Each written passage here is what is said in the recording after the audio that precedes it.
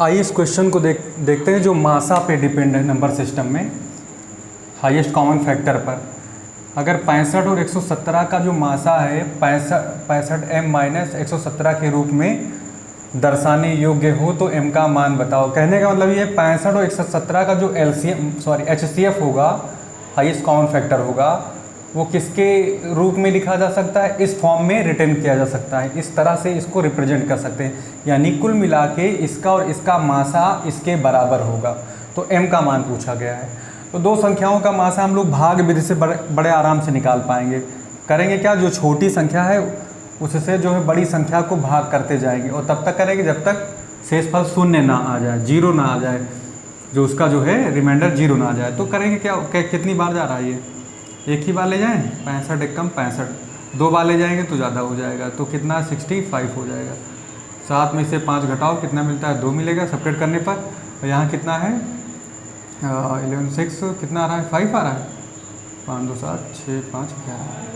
अभी ये रेस्ट इसका देखिए करने पर ये हमारा जीरो नहीं आया है इसका रिमाइंडर। तो अब इससे जो है इसको डिवाइड करेंगे। ये काम तब तक करते जाएंगे जब तक जीरो ना आ जाए। तो लिख देते हैं, फिर करेंगे तो 1 ही टाइम जाएगा ये भी, तो इसको भी लिख देते हैं यहाँ पे। फिर सब्ट्रैक्ट करते हैं तो यहाँ 3 आ जाएगा, यहाँ 1 आ जाएगा।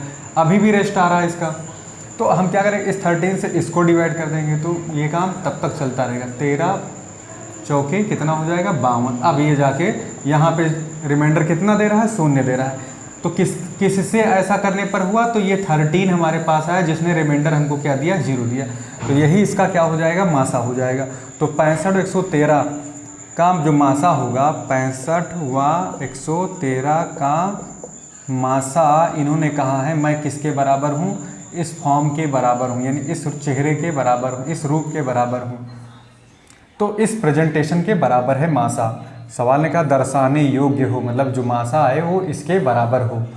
तो इसका मासा हम लोगों ने अभी अभी जस्ट फाइंड आउट कर लिया है, 13 आया है। तो ये हो गया हमारा कितना, 65 m माइनस 117। ठीक, अब इस 117 को हम इधर ले आएंगे तो ये 13 में ऐड हो जाएगा, माइनस का है, इधर आने पर ऐड हो जाएगा।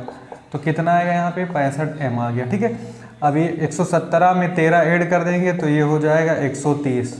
तो 65 m बराबर कितना है, 130।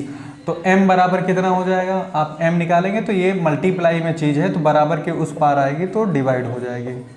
ठीक, वैसे भी 65 लोग हैं तो 130, तो एक लोग कितना, तो 65 से डिवाइड करना ही करना पड़ेगा।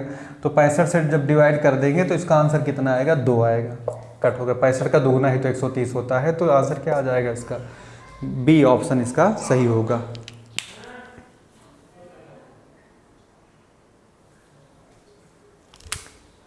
यहाँ से हम लोग कर लेंगे m इक्वल टू कितना हो जाएगा, 130/65। तो ये इससे इसको डिवाइड कर लेंगे तो कितना आ जाए, m की वैल्यू आ जाएगी 2 आ जाएगी।